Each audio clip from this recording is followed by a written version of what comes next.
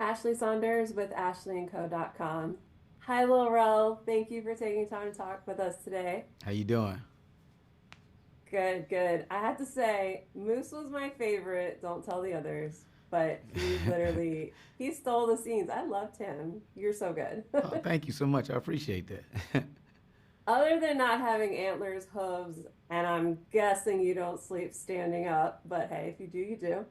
Did you relate to him at all as he was trying to navigate all of Harold's crazy ideas? You know, one of the things I related with and loved about Moose at the same time was like he's kind of just happy with the little things, and so like even when you watch him like scratching his back and just how happy he was with that, I think about that a lot, and it's gonna sound crazy. Even when we were shooting that, I realized how much I like my back being scratched regularly. But I like the fact that Moose just literally loved the little things. You know what I mean? Like, Harold created this beautiful world for them, world they're from. And so when he got to the real world, I mean, even him going to the store, he had the cheese balls. He's on the massaging couch. Even when he put the headphones on, he's watching the other Moose, and he's just like, wow, that's relaxing.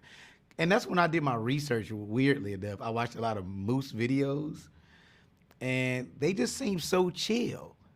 And so I wanted to make sure, even when I was doing a character, I wasn't panicking unless I had to. And even that was a little tough because I had to make sure, because if Moose panicked, he turned it to the Moose, back into the regular Moose. So I had to find this weird balance of when not to do too much, or when not like, and when to do too much to turn into the Moose. Because little kids will ask you stuff after a movie like, so you was jumping crazy that other time and you ain't turned back into the Moose. So I had to make sure I really found the balance so I wouldn't be called out. Yeah, they for sure will do that too. Thank you. Robin, go ahead. Hi, my name's Robin Davis from momthemagnificent.com. I have to agree with Ashley and say Moose was also my favorite part of this film. You were hilarious and you definitely stole every scene you were in. Oh wow, thank you so much. I don't know what y'all saying to everybody else, but I'm gonna take this. I'm gonna take the compliment. Yes, you should. There were so many fun and creative moments throughout the film. I have to know if you have a favorite scene. It's funny. You got favorite scenes you actually shoot, but one of my favorite scenes I just participated in was when I first got a chance to work with Jermaine. He's so funny, and I'm a big fan of the show Flight of the Concords. So, like, when you're a fan of a show and a person, you can't wait to meet him. And so, by the time we got to shooting this, for him to still be as funny, and we talking about in the scenes, and even when we were sitting in our little, chairs in between takes, man, he had me dying laughing, man. He's so funny, yo. He's so funny. So, my favorite scene was the library scene. It was a lot of fun doing that one. All right, Victor, go ahead. Hey, Lil Rel. My name is Victor Aragon. I'm from Fan Dads from here from Chicago. Uh, Shot time. exactly. One of the lines at the end of the movie, it says, "Life is something you create. The trick is in the imagining." And as a parent, like, how important is that to like share that with your kids to make sure that they're not constantly on the screen and they're just enjoying life and creating things out of nowhere? You know, as a parent, we can't put our kids in a box. You know what I mean? And I'll tell you a quick story. I don't even know if I even told this story yet. My 7-year-old, he's autistic, and one of the great things about having a kid with autism, like autistic kids are like superheroes to me. They don't care about everything else. And so a lot of times I think, especially just with parenting, even with my other kids, you kind of try to force them to conform into whatever society in the world is, which actually dims your creativity. What I love about autistic children is you got to join them where they're at.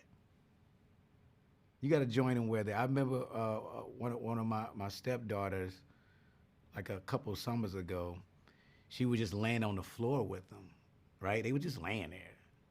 And I'm like, what are you doing? She's like, well, I'm just laying here with him in his world. He's looking at the stars and stuff or looking at whatever. And I just joined him. And I just think that's so beautiful when we just join our children. Just join them. Just join them with, like, if they telling you a crazy story, just jump in. Just listen to it. because it's them using their imagination and their creativity. You know, that's one of the reasons, the things I hope parents get out this movie is when they walk at that theater and your child decides to grab a crayon or a pen or whatever, and they just start drawing something, support it, even if it look crazy. Even if you don't really know what it is, just have them explain it to you. Join their world, you know? Awesome. Thank you very much for that. Back to you, Ashley. Okay, so there was a lot of great action scenes in this movie, but the one that stuck out to me was the roller skating one because I know I'd have fallen flat on my face. So I have to know, was that a stunt person or you got like America's Got Talent secret skating abilities that you got to share with the world? So here's the crazy story with the skating story, okay? So we had a person come on set, because I don't skate like that, that was started teaching me skating. And I got really good at it, which is crazy. But as soon as we set foot on that concrete, I just started shaking. So I couldn't do it. It's so crazy. It became a mental thing where I became so scared I couldn't skate. So that's all the stunt man. So when I watched the movie too, I'm like, man, that brother did a good job of that. Because that is not me. Shout out to my boy Dexter. He's been my stunt guy for quite a few movies now. Dexter, those falls and those jumps, congratulations to you, brother. I hear you. I couldn't have done it at all. So I was so good at practice. I'm not even lying to you. I was doing stuff. I started dancing. As soon as we got to that concrete, I was shaking. Oh, it was so funny. Robin, back to you. Okay, my kids really want to know, what would you draw yourself to life if you had a magic purple crayon? Wow. If I had a magic purple crayon, what would I draw myself? It's so many things. But you know something? Because now I've been asked this question a lot. So what I've done, I've gave everybody different stuff I would draw. So you ain't going to get the same answer from me. Okay? In this one, you know something? I would draw my own amusement park. With I love that. All That's a my great favorite answer. rides. Because I love roller coasters. I love being scared.